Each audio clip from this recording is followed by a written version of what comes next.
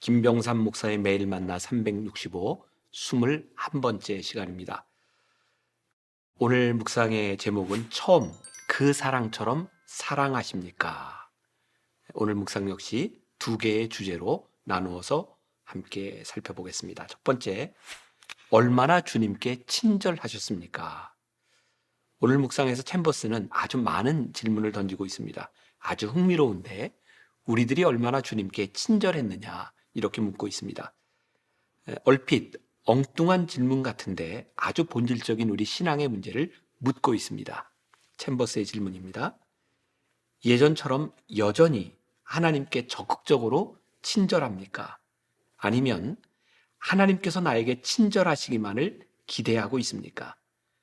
주님의 마음을 어떻게 기쁘게 할 수 있을까 고민하고 있습니까? 아니면 모든 일들이 내 마음대로 되지 않기에 불평하고 있습니까? 오늘 말씀을 묵상하다가 이 챔버스의 질문 중에 저의 눈에 확 띄는 단어가 있었습니다. 여러분들에게는 어떨지 모르겠지만 여전히 그리고 적극적으로 라고 하는 단어가 제 눈에 들어왔습니다.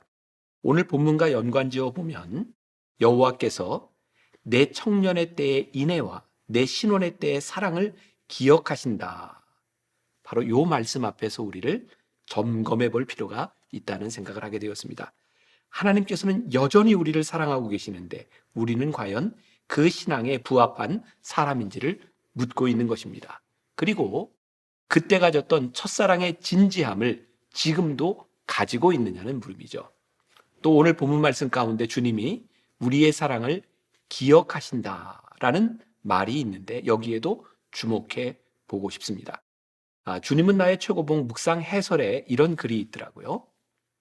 즉 주님을 사랑함으로 인해서 어떤 다른 칭찬이나 영광도 기대하지 않고 오로지 주님이 원하시는 것에 온 정성과 마음을 다한 때가 있었던 것을 주님은 기억하십니다. 그러나 언제부터인가 사람들에게 받는 존경과 영광을 구하기 시작하였다면 순결한 사랑을 잃어버린 것입니다.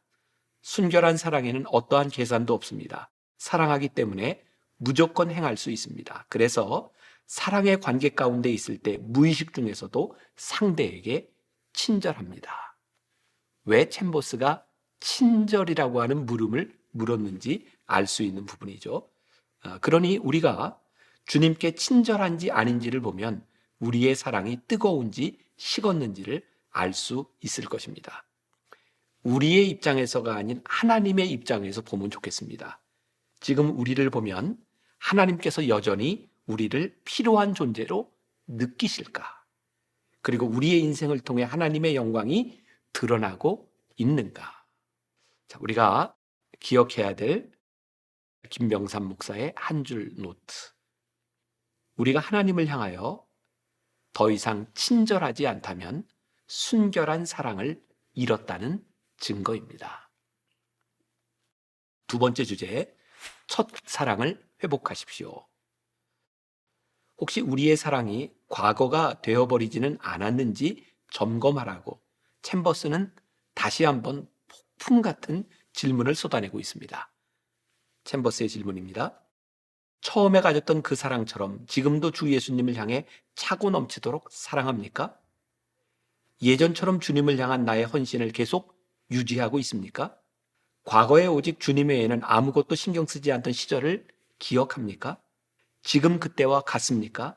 아니면 마음이 간교해져서 주님보다 더 사랑하는 것이 생겼습니까? 주님을 너무나 사랑하기에 당신이 어디로 가든 걱정이 되지 않습니까? 아니면 내가 받아야 할 존경과 영광을 기다리고 있습니까? 얼마만큼 봉사해야 하는지 저울질하고 있습니까? 챔버스가 말하고 있는 것처럼 하나님이 우리에게 베푸실 친절만을 기대하고 있다면 첫사랑을 잃었음이 분명합니다. 요한계시록 2장 5절에 보면 에베소 교회를 향한 첫사랑을 회복하라는 주님의 권면이 있습니다. 이런 말씀이죠. 그러므로 어디서 떨어졌는지를 생각하고 회개하여 처음 행위를 가지라. 오늘 말씀과 연결하여 첫사랑, 그것의 중요함을 생각할 수 있는 이야기를 하나 소개합니다. 인도 어느 왕국에 아주 아름다운 왕비가 있었답니다. 그런데 이 왕비는 왕과 결혼한 지 1년 만에 세상을 떠나고 말았습니다.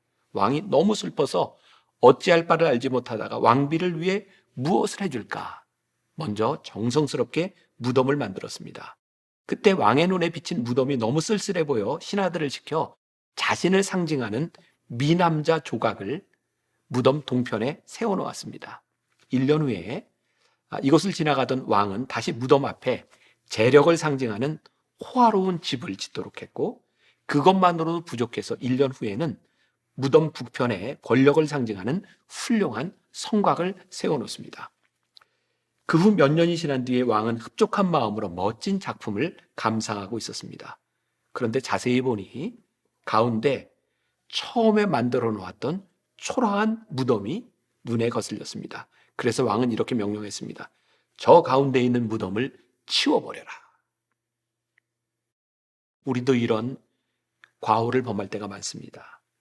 처음엔 감격스럽게 하나님을 중심으로 모셨던 자신들이 점차 자기를 드러내고 전통이 드러내고 재물, 명예, 권력이 드러나며 그로 말미암아 결국엔 하나님이 점점 사라져버리는 것이죠. 끝내 귀찮은 존재가 되어 집어치워버리자 하는 마음을 갖는 데까지 이르게 되는 것입니다. 챔버스가 물었던 처음 질문에 대하여 정직하게 이런 답을 달아보았습니다. 사랑이 식었다는 증거 중 하나는 언제부터인가 남의 시선을 의식하는 것입니다. 사랑이 식었다는 증거 중 하나는 언제부터인가 자신이 받을 영광을 생각하는 것입니다. 사랑이 식었다는 증거 중 하나는 언제부터인가 의심이 생겼다는 것입니다. 사랑이 식었다는 증거 중 하나는 언제부터인가 대가를 생각하게 되었다는 것입니다. 사랑이 식었다는 증거 중 하나는 언제부터인가 공평을 저울질하고 있다는 것입니다. 우리가 생각해야 될 김병삼 목사의 한 줄 노트.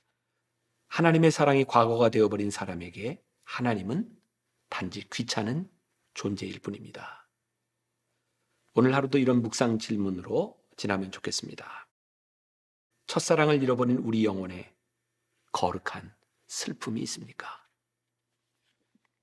짧은 기도로 묵상을 마무리합니다. 오 주님, 저는 자주 주님을 버렸으나 주님은 한 번도 저를 버리지 않으셨습니다. 제가 다른 곳에 마음이 팔려 있을 때에도 주님의 사랑의 손은 항상 저를 향해 뻗어옵니다.